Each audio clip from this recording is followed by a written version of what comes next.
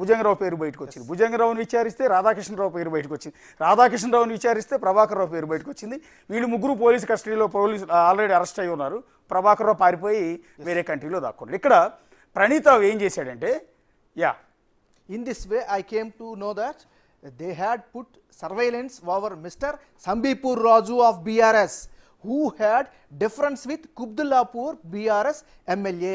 ఇది హోల్డ్ లో ఉంచండి. Exactly. ఇది హోల్డ్ లో ఉంచండి. ఇప్పుడు నాగరాజ్ చదివింది ఇది కీలకం. సెమీపూర్ రాజు బీఆర్ఎస్ నేత, బీఆర్ఎస్ లో కీలకం. బహుశా మొన్న మల్కాజ్గిరి నుంచి పోటీ చేస్తాడని కూడా ప్రచారం జరిగింది.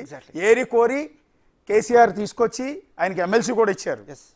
సో కుత్బుల్లాపూర్లో బీఆర్ఎస్కి అత్యంత ప్రాణం ఆ సెమీపూర్ రాజు. సరే, వివాదాలు కూడా అట్లాగే ఉన్నాయి. రియల్ ఎస్టేట్లో అనేక వివాదాలు, కబ్జా ఆరోపణలు ఇవన్నీ పక్కన పెడితే సెంబీపూర్ తను ఏరి కోరి తీసుకొచ్చి ఎమ్మెల్సీ ఇచ్చి నిలబెట్టిన పార్టీలో కీలకమైన నేత అయిన, హైదరాబాద్ సర్కిల్లో ముఖ్యమైన నేత అయిన సెంబీపూర్ రాజు ఫోన్ కూడా ప్రణీతరావు ట్యాప్ చేశాడు. ఇదే ఆశ్చర్యం. అది కూడా ఏది కేసీఆర్ ఆదేశాలు లేకుండా సెమీపూర్ రాజు ఫోన్ ట్యాప్ చేసే అవకాశం లేదు. నాగరాజు మీరు చదివిన లైన్లోనే క్లియర్గా ఉంది. ఎందుకు? Mister Shambipur Raju of BRS who had difference with Kutbulapur BRS MLA. Quthbullapur BRS MLA. Okay, Quthbullapur BRS MLA ఎవరు? ఆల్రెడీ 2 సార్లు గెలిచారు. గతంలో టీడీపీ నుంచి గెలిచి ఆ తర్వాత బీఆర్ఎస్లోకి వచ్చారు, తర్వాత బీఆర్ఎస్ నుంచి గెలిచారు, మళ్ళీ మొన్న కూడా బీఆర్ఎస్ నుంచి పోటీ చేసి హైదరాబాద్లోని ఎంటైర్ లీడర్లందరిలో కూడా హైయెస్ట్ ఓటింగ్ మెజార్టీతో 70,000కు పైగా మెజార్టీతో గెలిచిన వివేక్కి సెమీపూర్ రాజుకి మధ్య గ్యాప్ ఉంది. అదే కదా దాని అర్థం. Shambipur Raju of BRS who had difference with Quthbullapur BRS MLA.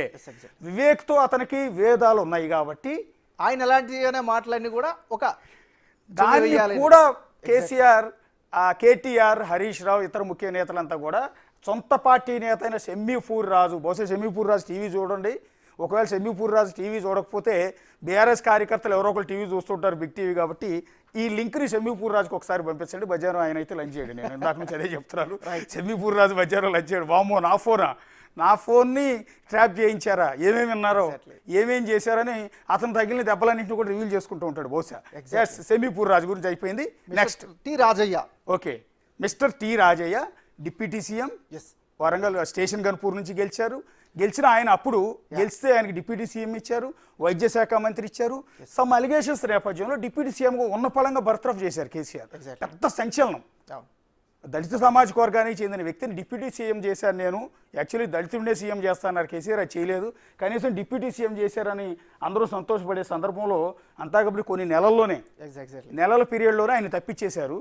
So ఆయన్ని ఎందుకు mister T Rajaiah, BRS leader who had differences with Kadiyam Srihari.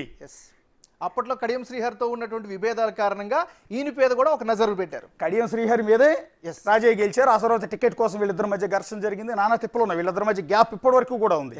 So మొన్న కూడా రాజయ్యకి టికెట్ ఇవ్వకుండా మళ్ళీ కడియం శ్రీహరికి కుమార్తెకి ఇచ్చారు. సో కడియం శ్రీహరికి ఇచ్చారు స్టేషన్ కన్ఫూర్. అక్కడ నుంచి ఆయన గెలిచాడు. మొన్న ఎంపీ ఏమో మళ్ళీ కడియం శ్రీహరి కుమార్తెకి ఇచ్చారు. సో రాజయ్య ఎంత వెంటబడినా కూడా ఇవ్వలేదు.